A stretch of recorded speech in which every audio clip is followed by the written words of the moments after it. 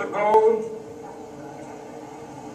a great American in whose symbolic shadow we stand today signed the Emancipation Proclamation.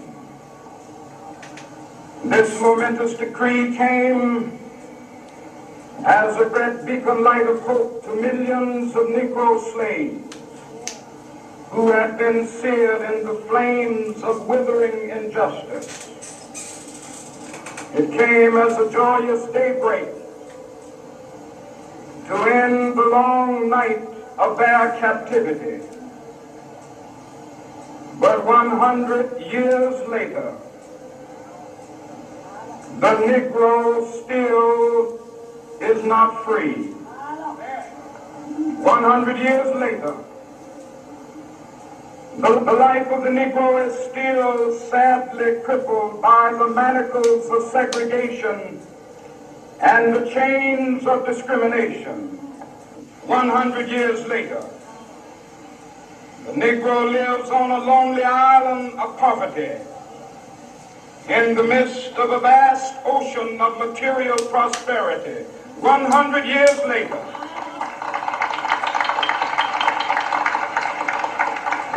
the Negro is still languished in the corners of American society and finds himself in exile in his own land. And so we've come here today to dramatize the shameful condition. In a sense, we've come to our nation's capital to cash a check. When the architects of our republic wrote the magnificent words of the Constitution and the Declaration of Independence, they were signing a promissory note to which every American was to fall heir. This note was a promise that all men, yes, black men as well as white men, would be guaranteed the unalienable rights of life, liberty, and the pursuit of happiness. It is obvious today that America has defaulted on this promissory note insofar as her citizens of color are concerned.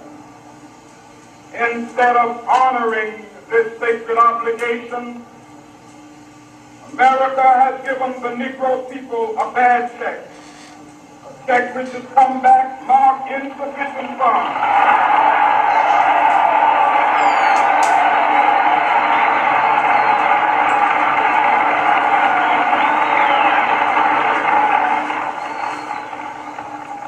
But we refuse to believe that the Bank of Justice is bankrupt. We refuse to believe that there are insufficient funds in the great vaults of opportunity of this nation. So we've come to cash this check, a check that will give us upon demand the riches of freedom and the security of justice.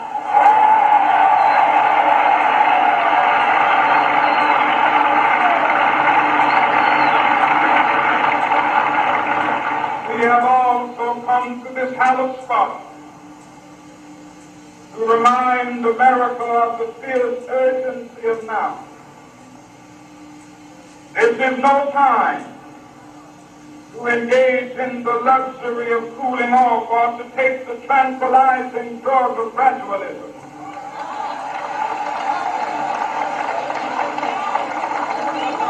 Now is the time to make real the promises of democracy. Now is the time to rise from the dark and desolate valley of segregation to the sunlit path of racial justice. Now is the time to lift our nation from the quicksands of racial injustice to the solid rock of brotherhood. Now is the time to make justice a reality for all of God's children. It would be fatal for the nation to overlook the urgency of the moment. This sweltering summit of the Negro's legitimate discontent will not pass until there is an invigorating autumn of freedom and equality. 1963 is not an end, but a beginning. Those who hope that the Negro needed to blow off steam and will now be content will have a rude awakening if the nation returns to business as usual.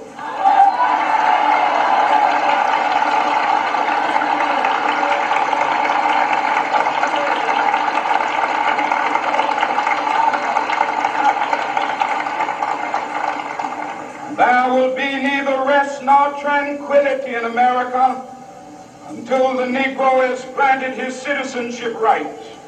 The whirlwinds of revolt will continue to shake the foundations of our nation until the bright day of justice emerges.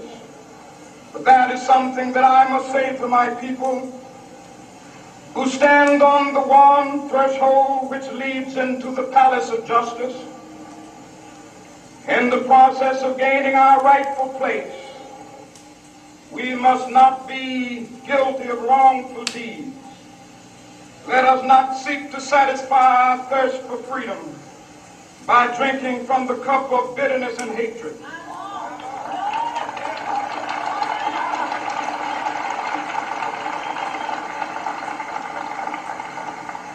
We must forever conduct our struggle on the high plane of dignity and discipline. We must not allow our creative protests to degenerate into physical violence. Again and again, we must rise to the majestic heights of meeting physical force with soul force. The marvelous new militancy which has engulfed the Negro community must not lead us to a distrust of all white people. For many of our white brothers, as evidenced by their presence here today, have come to realize that their destiny is tied up with our destiny.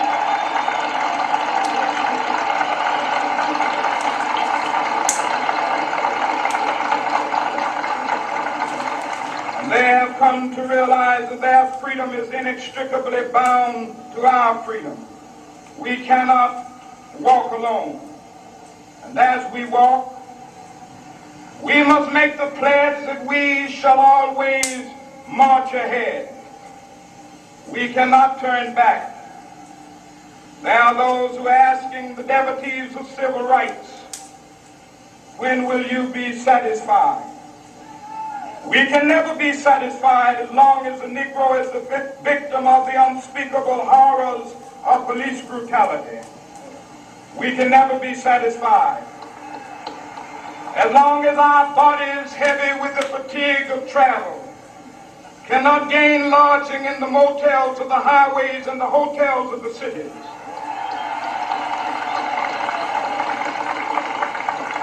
We cannot be satisfied as long as the Negro's basic mobility is from a smaller ghetto to a larger one. We can never be satisfied as long as our children are stripped of their selfhood and robbed of their dignity by signs stating for whites only.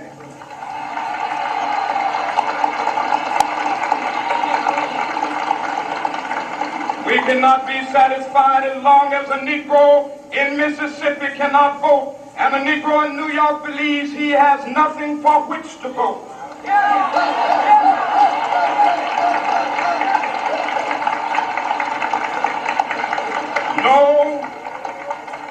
No, we are not satisfied, and we will not be satisfied until justice rolls down like waters and righteousness like a mighty stream.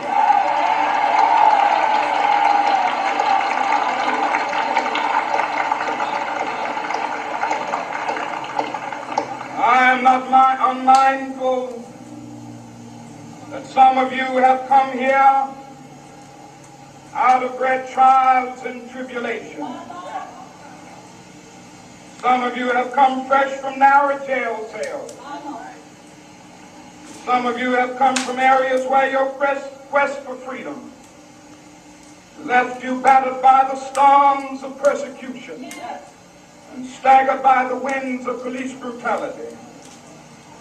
You have been the veterans of creative suffering. Continue to work with the faith that unearned suffering is redemptive. Go back to Mississippi. Go back to Alabama. Go back to South Carolina. Go back to Georgia. Go back to Louisiana. Go back to the slums and ghettos of our northern cities. Knowing that somehow this situation can and will be changed. Let us not wallow in the valley of despair. I say to you today, my friend,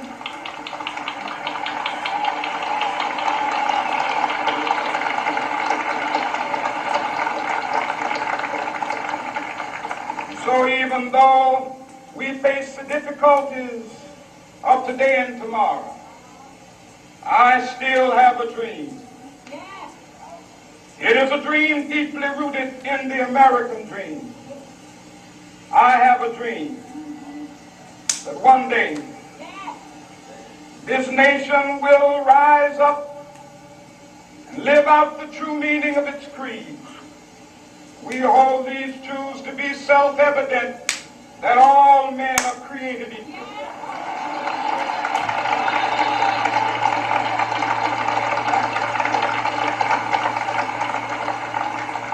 I have a dream that one day on the red hills of Georgia, the sons of former slaves and the sons of former slave owners will they be able to sit down together at the table of brotherhood. I have a dream that one day, even the state of Mississippi, a state sweltering with the heat of injustice, sweltering with the heat of oppression, will be transformed into an oasis of freedom and justice. I have a dream. My 4 little children will one day live in a nation where they will not be judged by the color of their skin, but by the content of their character. I have a dream today.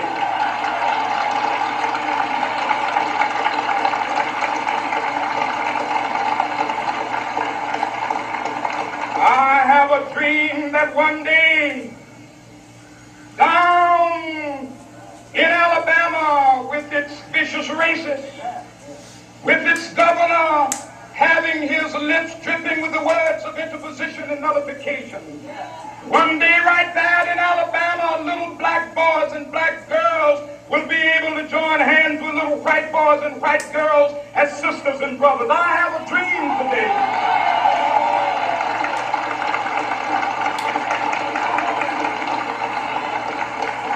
I have a dream that one day every valley shall be exalted. Every hill and mountain shall be made low. The rough places will be made plain, and the crooked places will be made straight. And the glory of the Lord shall be revealed, and all flesh shall see it together. This is our hope. This is a faith that I go back to the South with. With this faith, we will be able to hew out of the mountain of despair a stone of hope. With this faith, we will be able to transform the jangling discords of our nation into a beautiful symphony of brotherhood. With this faith, we will be able to work together, to pray together, to struggle together, to go to jail together, to stand up for freedom together, knowing that we will be free one day. This will be the day. This will be the day when all of God's children will be able to sing with new meaning, my country tears of thee. Sweet land of liberty of thee I sing. Land where my fathers died, land of the pilgrim's pride. From every mountainside, let freedom ring. And if America is to be a great nation, this must become true. And so let freedom ring. From the prodigious hilltops of New Hampshire, let freedom ring. From the mighty mountains of New York, let freedom ring. From the heightening Alleghenies of Pennsylvania, let freedom ring. From the snow-capped Rockies of Colorado, let freedom ring. From the herbaceous slopes of California. But not only that, let freedom ring from Stone Mountain of Georgia. Let freedom ring South Mountain of Tennessee. Let freedom ring from every hill and molehill of Mississippi, from every mountainside. Let freedom ring, and when this happens, when we allow freedom ring, when we let it ring from every village and every hamlet, from every state and every city, we will be able to speed up that day when all of God's children, black men and white men, Jews and Gentiles, Protestants and Catholics, will be able to join hands and sing in the words of the old Negro spiritual, free at last,